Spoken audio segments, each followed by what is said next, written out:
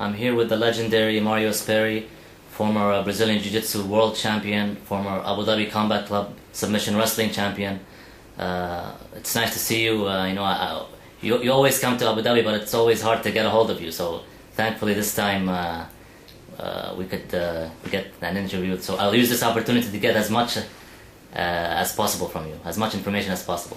It's my pleasure to be here. It's always a pleasure to be in Abu Dhabi, and to be in Abu Dhabi and talk about Jiu-Jitsu, submission wrestling is even more enjoyable. You come here often. The last time you were here, I think it was maybe a month ago or something. You visit often. Yeah. Can you tell us if it's Jiu-Jitsu related or it's personal? Or? It's personal. I have some business here, and of course I have a lot of friends. So my trips are much more easy and pleasurable. I can train, I can go around, meet my friends. I feel at home here.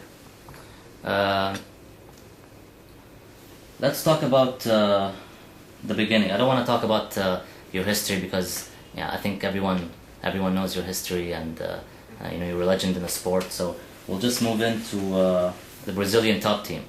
Right. First of all, to give a brief just give us a brief info about how the team started. You were one of the founders of the team. So can you talk to us about how it started? Right. In the year of 1993, I went to South of Brazil, and I started my school there with the master Walter Matos, that also always is coming to Abu Dhabi. And then back in the year of, so during this time, from 93 to 2000, we were involved in Jiu-Jitsu and submission wrestling. Abu Dhabi Combat Submission Wrestling Championship turned upside down the mixed martial arts world with this new kind of competition. So in '98 we started training without the gi for more time that we used to do.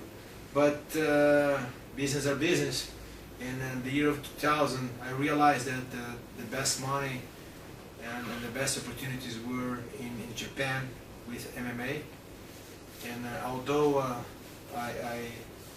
I liked much more Jiu-Jitsu and submission, I had to protect my family and try to make my family as comfortable as possible. So I moved to Rio, and I get together with my old training partners, and Murilo Bustamante, Luis Roberto Duarte, and Ricardo Liborio.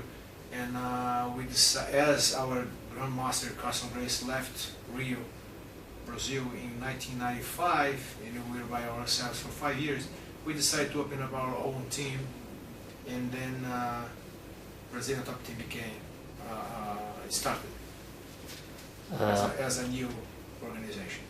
And everyone knows that it was arguably one of the top teams, not only in Brazil, but throughout the whole world. I mean, there were many fighters coming out of it, fighting all over the world, in Japan, in the US, and Brazil.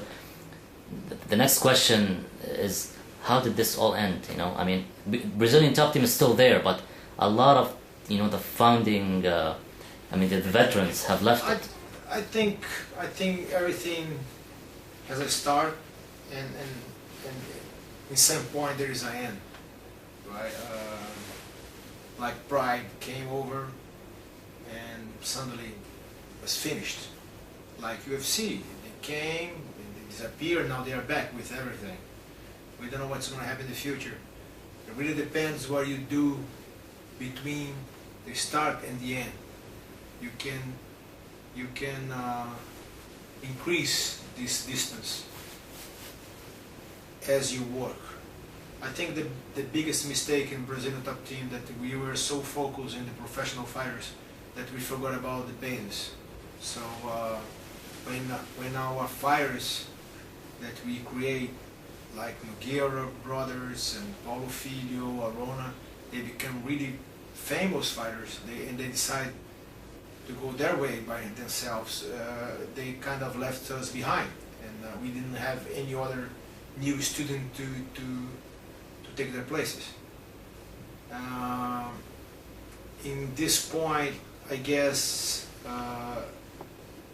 from my point of view, in my understanding, I try to, I choose another way. I thought that I was kind of a little bit disappointed with what happened to Japan, you know, and then because Japan was culturally was good for Brazilian top team as an organization, as a company, because they always like the teams. This doesn't happen in U.S. U.S. organizations, they like to deal with the fighters. They don't care about the coaches. So in this new model of business, I realized that for me, wouldn't be so profitable to be working with in the fighting business as an MMA coach. So I kind of choose another way. And but Brazilian top team is still there. They are good fighters, and they are doing a work that I'm not aware of, but I believe they are doing their best, and I hope to see new fighters coming in and representing the team. It's always good to see Brazilian top team fighters winning the fights. Would you have done anything differently if you could go back and change something? It's hard to say. I think it would be very unpolite to say that, but because now that time passed, it's easy to say. But yes, if it could change, I would say that I would take care of more. I would try to find more time, because it was hard for me at that time. I was a coach, I was a manager, and I had to train myself because I was a fighter as well. So, and I was used to fight sometimes Abu Dhabi. So I was pretty busy. I had my family, had my wife, then my kid was born in 2005. So time for me was issue. But answering your question, I guess if I could change something, I would say that I would try to find a way to work with the basis, with new students, and try to keep the roots of Brazilian top team alive.